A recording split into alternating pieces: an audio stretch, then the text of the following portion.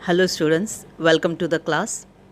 This is the video lecture series to teach you the partnership final account. Partnership final account is very much important for you because this is the compulsory question in your board exam. For that you need to learn what is trading account, profit and loss account, balance sheet, and which accounts are appears in trading account, profit and loss account and balance sheet along with the adjustments and its effect. आपको partnership final account समझने के लिए सबसे पहले समझना होगा trading account क्या है, प्रॉफिट एंड लॉस अकाउंट क्या है, बैलेंस शीट क्या है, उसमें कौन कौन से अकाउंट रिकॉर्ड होते हैं और एडजस्टमेंट क्या है, उसकी इफ़ेक्ट क्या है। If you learn this all things thoroughly, then only you can easily solve the sums regarding partnership final account. In last few lectures, you have learned the adjustments and effect of the adjustment. In this video lecture also, you will learn some more adjustments. First, let's have quick recap in part 6 and 7, which adjustments were discussed. Closing stock, outstanding expense, prepaid expense, pre-received income, outstanding income, new bad debts, provision for doubtful debt or new RDD, reserve for discount on debtor and formula of bad debts, depreciation, interest on capital, interest on drawing, interest on loan taken, interest on loan given, uninsured goods destroyed by fire, partly insured goods destroyed by fire, insured goods destroyed by fire, goods stolen, goods distributed as free sample, goods withdrawn by partner for personal use, unrecorded purchase, unrecorded sale, bills receivable dishonor, bills payable dishonor. If you have not seen part 6 and 7, please refer that and understand all these adjustments which were discussed in part 6 and 7. Let's move on further with some more adjustments. Your adjustment is deferred expense of advertisement paid for 5 years. यहाँ पर आपको बताया है कि advertisement का जो expense है वो 5 years के लिए पे हुआ है. In business, while preparing final account, you have to consider 1 year income and 1 year expense. आपने फाइनल अकाउंट बनाने के लिए हमेशा 1 साल का इनकम और 1 साल का एक्सपेंस लेना है. But here the advertisement expense is given for 5 year, so you have to consider 1 year expense and other 4 year advertisement expense is prepaid for you, and accordingly you have to given the effect. Let's see the first effect. Profit and loss account debit side less from advertisement. Here it is mentioned only current year advertisement expense to be considered. आपने सिर्फ current year का advertisement expense लेना है और बाकी का 4 साल का expense आपके लिए हो जाएगा prepaid.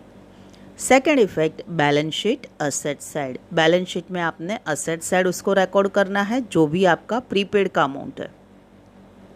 Example, advertisement expenses paid for 5 years ₹20,000. 5 साल के लिए 20,000 रुपीज़ पे हुआ है एडवर्टाइजमेंट के लिए.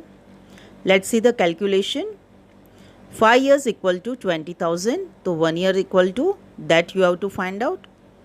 So here for 1 year 20,000 multiplied by 1/5, that you will get 4,000. So current year advertisement expense is 4,000. 20,000 minus 4,000 equal to 16,000. That is your prepaid advertisement. Current year का 20,000 में से अगर माइनस करोगे आपको मिलेगा 16,000. वो आपके लिए है prepaid advertisement. In profit and loss account debit side, to advertisement 20,000 less prepaid advertisement 16,000, and in outer column you will record 4,000 which is current year advertisement expense. आपने एडवर्टाइजमेंट का टोटल अमाउंट 20,000 इनर कॉलम में लिखना है, उसमें से prepaid आपने minus करना है 16,000 और जो आउटर कॉलम में 4,000 रिकॉर्ड हुआ है वो करंट ईयर का एडवर्टाइजमेंट का एक्सपेंस है. In balance sheet asset side, prepaid advertisement 16,000, जो आपने एक्स्ट्रा पेमेंट किया है 16,000, that you have to record in asset side of the balance sheet. Provision for discount on creditors. Many times creditors may give discount to the company for making early payment. Creditors company को discount देती है क्योंकि company उनको जल्दी से payment करे, and this discount received from creditor is treated as profit और gain. और ये जो डिस्काउंट मिल रहा है कंपनी को, ये कंपनी के लिए प्रॉफिट या तो गेन है. Let's see the effect. Profit and loss account credit side add in discount received. क्योंकि डिस्काउंट आपको मिल रहा है इसलिए आपने प्रॉफिट एंड लॉस अकाउंट के क्रेडिट साइड लिखना है और डिस्काउंट रिसीव्ड में ऐड करना है. Second effect, balance sheet liability side less from creditor. क्योंकि क्रेडिटर हमें डिस्काउंट देगा तो क्रेडिटर को हमें कम पेमेंट करना पड़ेगा, इसलिए क्रेडिटर में से आपने लेस करना है. Profit and loss account credit side by discount received add new discount on creditor. Discount received में आपने प्लस करना है, and if discount received is not given in your trial balance then directly you can write by new discount on creditor. अगर trial balance में आपको discount received नहीं दिया है तो ये एडजस्टमेंट आपने डायरेक्टली लिखना है. Credit side profit and loss account के लिखना है by new discount on creditors. Second effect, balance sheet liability side creditors less new discount. Creditor में से आपने डिस्काउंट माइनस करना है. Goods supplied to partner A included in debtor. Goods partner A को दिया है वो डेटर में इंक्लूड हुआ है. One thing you have to remember that debtors are the customer of the company. Debtor company के लिए कस्टमर है and A is the partner of the company और A is the owner of the company. जो A है वो company का partner है, वो कंपनी का मालिक है. So when goods supply to A is not a customer, so the effect is different and it will not be included in the debtor because debtors are the customer from whom company is going to receive the money. यहाँ पर goods जो ए को दिया है वो debtor में लिखा हुआ है. डेटर कस्टमर है जिसके पास से कंपनी पैसा लेगी, लेकिन ए जो है वो कंपनी का ओनर है, मालिक है, पार्टनर है, जिसके पास से कंपनी पैसा नहीं लेगी. सो उसका इफ़ेक्ट आपने अलग दिखाना है. Let's see the effect. Balance sheet asset side less from debtor. Debtor में से आप माइनस करोगे क्योंकि वो कस्टमर नहीं है. कस्टमर को गुड्स जब भी सेल होता है उनके पास से पैसा लेना होता है. ए पार्टनर है, बिजनेस का मालिक है, उसके पास से पैसा नहीं लेना है, इसलिए सबसे पहले डेटर में से लेस करना है. Second effect, partner capital current account debit side और balance sheet liability side less from capital or current account, because this is one kind of drawing of partner A. Therefore in capital or current account debit side you have to record, or in balance sheet liability side you have to deduct from capital and current account. Balance sheet you can see asset side debtors less goods supplied to partner A. Here you have to mention the name of the partner. कौन से partner को goods दिया है वो आपने mention करना है, उनका नाम लिखना है, इसलिए यहाँ रिकॉर्ड हुआ है less goods supplied to A. And in partner current and capital account debit side to drawing. क्योंकि ये गुड्स पार्टनर को दिया है वो उसका ड्राइंग है, इसलिए डेबिट साइड आप रिकॉर्ड करोगे टू ड्राइंग. और ए को दिया है इसलिए in the column of A you have to record the amount. A के कॉलम में आपने अमाउंट रिकॉर्ड करना है. Next, electricity and lighting included deposit paid to electricity board. Electricity and lighting is an expense for the company. Electricity and lighting company के लिए expense है. Included deposit paid to electricity board. इसमें include हुआ है जो electricity board के पास deposit रखा है वो इसमें इंक्लूड किया है. So any kind of deposit is an asset for the company and it is not an expense. Deposit company के लिए हमेशा असेट है, वो एक्सपेंस नहीं है. So let's see the first effect, less from electricity and lighting in profit and loss account debit side. Electricity and lighting में से आपने लेस करना है क्योंकि डिपॉजिट एक्सपेंस नहीं है। Second effect, balance sheet asset side, आपने बैलेंस शीट असेट साइड उसका रिकॉर्ड करना है क्योंकि डिपॉजिट कंपनी के लिए हमेशा असेट है। Let's see profit and loss account debit side, to electricity and lighting less deposit with electricity board. यहाँ से आपने लेस करना है और लिखना है कि ये डिपॉजिट है with electricity board. Second effect on asset side, deposit with electricity board, ये डिपॉजिट किसके पास है वो पूरा आपने मेंशन करना है and then you have to record the amount. Next is closing stock of stationery. Stationery is one kind of expense for the company, and company purchase stationery for the use of the company. So if stationery is purchased and some stationery is unused which will be used for next year, so the stationery which is unused, it is known as a stock of stationery, closing stock of stationery. Stationery जो है वो company के लिए expense है। Company पूरे साल में stationery purchase करती है यूज़ करने के लिए, लेकिन उसमें कुछ स्टेशनरी बच गई है जो यूज़ नहीं हुई है, वो नेक्स्ट ईयर यूज़ में ले सकते हैं। इसलिए जो अनयूज स्टेशनरी है उसको कहेंगे closing stock of stationery. For example, company has purchased stationery during the year worth ₹10,000। Company ने 10,000 की स्टेशनरी परचेज की है। At the end of the year the stock of stationery was ₹2,000। साल के एंड में 2,000 रुपीज़ की स्टेशनरी बच गई है, अनयूज हुई है। It means during the year out of 10,000 company has used stationery worth ₹8,000 only. 10,000 की स्टेशनरी परचेज हुई थी, उसमें से 2,000 की बच गई है, तो इसका मतलब है स्टेशनरी करंट ईयर में सिर्फ 8,000 रुपीज़ की ही यूज़ हुई है। बाकी की 2,000 की स्टेशनरी का स्टॉक जो बचा है वो है closing stock of stationery. Let's see the effect, profit and loss account debit side less from stationery, जो स्टेशनरी बच गई है जो नेक्स्ट ईयर यूज़ में लेने वाले हैं इसलिए उसको लेस करना है।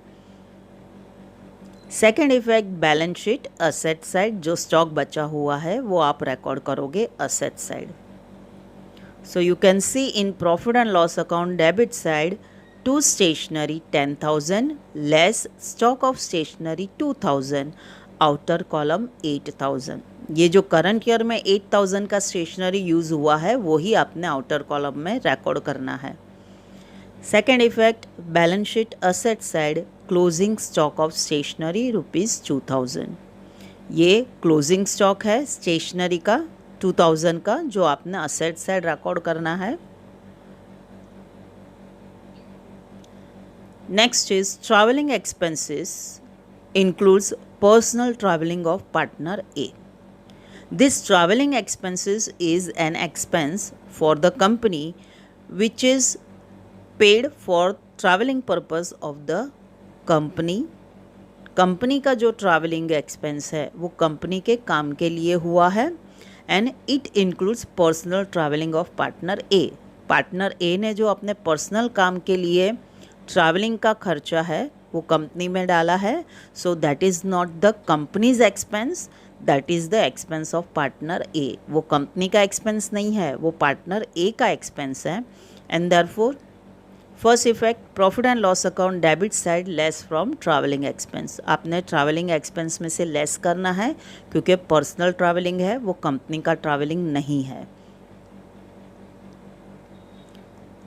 Partner's capital current account debit side और balance sheet asset side less from capital और करंट अकाउंट। पार्टनर कैपिटल और करंट अकाउंट में डेबिट साइड लिखना है एज अ ड्राइंग क्योंकि ये पार्टनर का पर्सनल एक्सपेंस है, कंपनी का एक्सपेंस नहीं है। So you can see in profit and loss account debit side, to travelling expense less personal travelling of A. Here you have to right the name of that particular partner, आपने वो partner का नाम भी लिखना है और less करने के टाइम पे लिखना है personal travelling of A, and then you have to deduct that amount, and after deducting amount you have to record in outer column. In partner capital और current account to drawing आपने लिखना है to drawing capital और current account के debit side, और in bracket you can write personal traveling and amount will be recorded in the A's column. A के column में आपने amount record करना है और वहाँ पर debit side लिखना है to drawing क्योंकि उनका personal traveling है. Commission and salary allowed to partner. When commission and salary is paid to the employees of the company, it will be recorded in the profit and loss account debit side. जब भी commission और salary कोई employees को दी जाती है वो हम record करते हैं profit and loss account debit side. When commission and salary is allowed to the partner, this is also one kind of expense for the company. जब भी कमीशन और सैलरी पार्टनर को दी जाएगी तो ये भी एक तरह का एक्सपेंस है कंपनी के लिए, but it will not recorded in the commission and salary which is given to the employees. ये जो एम्प्लॉयज़ को कमीशन और सैलरी दिया है उसमें इंक्लूड नहीं होगा. It will be recorded separately because it is allowed to the partner. ये आपने सेपरेटली रिकॉर्ड करना है क्योंकि ये पार्टनर को अलाउ हुआ है. Let's see the example. Commission to be given to partner A at the rate 3% on gross profit. Gross profit is rupees 50,000 and salary payable to B rupees 1,000 per month. यहाँ पर आपको example दिया है कि A को 3% gross profit पर commission देना है और B को सैलरी देना है 1,000 पर मंथ. याद रखना है in accounting year there are 12 months. Accounting year में 12 मंथ्स होता है और 1,000 per month it means you have to multiply by 12. पूरे साल की करने के लिए आपने उसको 12 से मल्टीप्लाई करना पड़ेगा. First effect profit and loss account debit side जहाँ पर हम लोग सारे एक्सपेंस रिकॉर्ड करते हैं. Second effect partner capital current account credit side और balance sheet liability side add in capital और करंट अकाउंट. या तो कैपिटल करंट अकाउंट के क्रेडिट साइड लिखो या तो बैलेंस शीट में लायबिलिटी साइड कैपिटल का और करंट अकाउंट में आपने ऐड करना है. Calculation. Commission to A 50,000 multiply bye 3/100. जो ए को 3% कमीशन देना है ग्रॉस प्रॉफिट पर, इसलिए gross profit 50,000 multiply by 3% 3/100 equal to 1,500. ये कमीशन ए को आपको मिल रहा है 1,500 and salary to be 1,000 multiply by 12. 12 month है ईयर में इसलिए 12 से मल्टीप्लाई करने पर आपको मिलेगा 12,000. Profit and loss account debit side to commission to partner A. जो पार्टनर ए को कमीशन देना है तो आपने पूरा रिकॉर्ड करना है to commission to partner A. You must mention the name of that particular partner 1,500 and then to salary to partner B. और पार्टनर बी को जो सैलरी मिल रही है आपने रिकॉर्ड करना है to salary to partner B 12,000. जो भी पार्टनर को आप सैलरी कमीशन दे रहे हो वो सेपरेटली आपने रिकॉर्ड करना है पार्टनर के नाम के साथ. In capital current account credit side by commission in A's column 1,500 then by salary in B's column rupees 12,000. B के कॉलम में और ए के कॉलम में आपने अमाउंट दिखाना है. Next capital expenditure included in revenue expenditure. Capital expenditures are those expenditure which company had paid to purchase some asset. कोई asset खरीदने के लिए जब भी कंपनी पैसा देगी उसे कहेंगे capital expenditure. And revenue expenditure is that expense which occurs again and again during the year.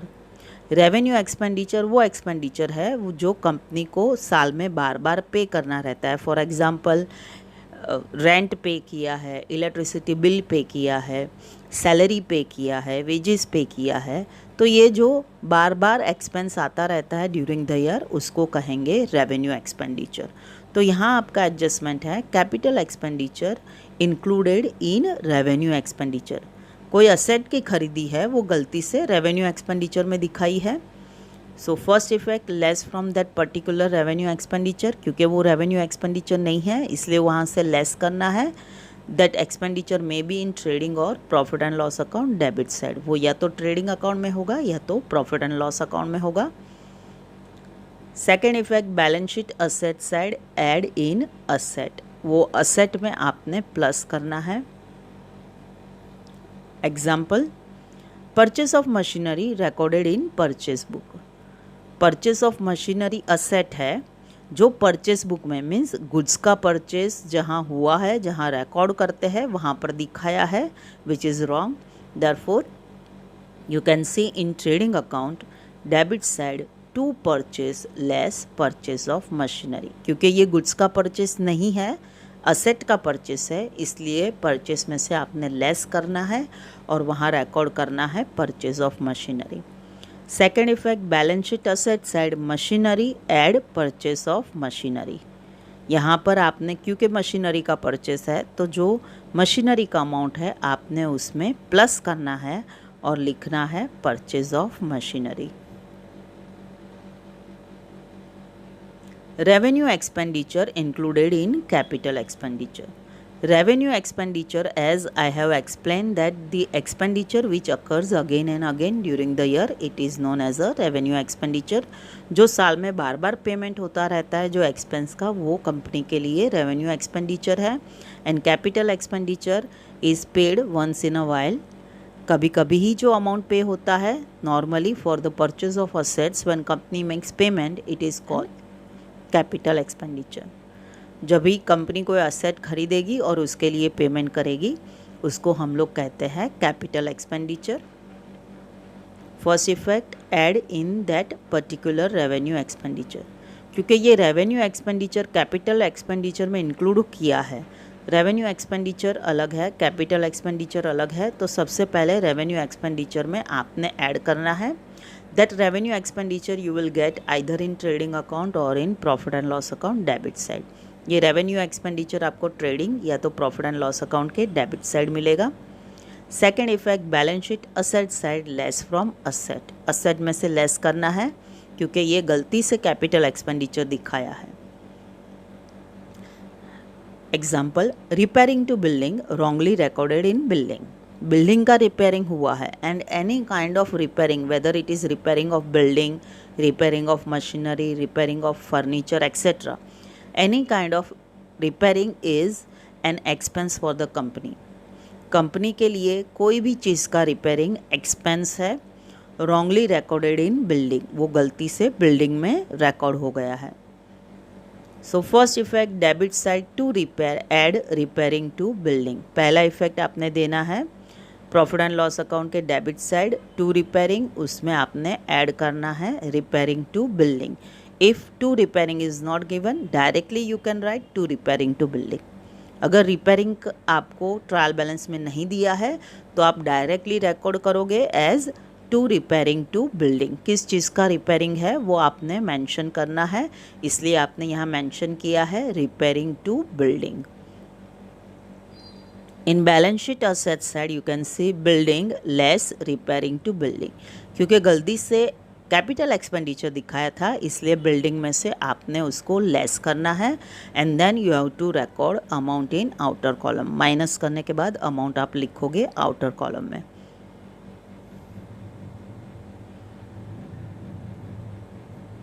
Capital receipt shown as revenue receipt. Capital receipt means that receipt which company gets once in a while. कोई asset के sale करने पर जब भी company को पैसा मिलेगा वो कंपनी के लिए कैपिटल रिसिप्ट है। और असेट बार बार सेल नहीं होती है, 2-4 साल में एक आध बार सेल होती है, इसलिए कैपिटल रिसिप्ट कभी कभी मिलती है। Shown as revenue receipt. Revenue receipt is that receipt which company gets again and again during the year. Revenue receipt वो रिसिप्ट है जो कंपनी को बार बार मिलती रहती है साल में, इसलिए revenue receipt for example rent received, interest received, ये जो है वो आप कंपनी के लिए ऐसी इनकम है। रेंट फॉर एग्जांपल कंपनी को बार बार हर एक महीने में मिलती रहती है, तो ये रेवेन्यू रिसिप्ट है। यहाँ पर आपका एडजस्टमेंट है capital receipt shown as revenue receipt. Capital receipt को गलती से रेवेन्यू रिसिप्ट बताया है. Example, sale of machinery include in sale of goods. जो मशीनरी का सेल हुआ है वो गलती से गुड्स का सेल दिखाया है. First effect, less from sale in trading account, credit side. Sale में से आपने लेस करना है ट्रेडिंग अकाउंट के क्रेडिट साइड, क्योंकि गलती से सेल में इंक्लूड हुआ है इसलिए वहाँ से आपने लेस करना है. Second effect, less from machinery in balance sheet asset side. क्योंकि मशीनरी का सेल हुआ है इसलिए मशीनरी में से भी आपने लेस करना है असेट साइड से. In trading account credit side you can see by sales less sale of machinery. यहाँ क्लियरली मेंशन करना है कि सेल ऑफ मशीनरी हुआ है, so less sale of machinery. Then balance sheet asset side machinery less sale of machinery. क्योंकि machinery का sale हुआ है तो मशीनरी का अमाउंट कम हो जाएगा इसलिए यहाँ से भी आपने लेस करना है. सो ट्रेडिंग अकाउंट में सेल्स में से भी लेस होगा, बैलेंस शीट में असेट साइड मशीनरी में से भी आपने लेस करना है. सो in part 6, 7 and 8 I have covered almost all adjustments with effect. Again, I have also explained these adjustments with examples. I hope you have understood all these adjustments, and if you have not understood, then watch these videos again and again so you will understand, and you will also understand how to give the effect of these adjustments. In next video lecture, we will see hidden adjustments, or they are known as self adjustments. These hidden adjustments are not given below the trial balance, that you have to find out from the trial balance only. So in next lecture we will see which type of hidden adjustments are there. We will also see the effect of that hidden adjustments.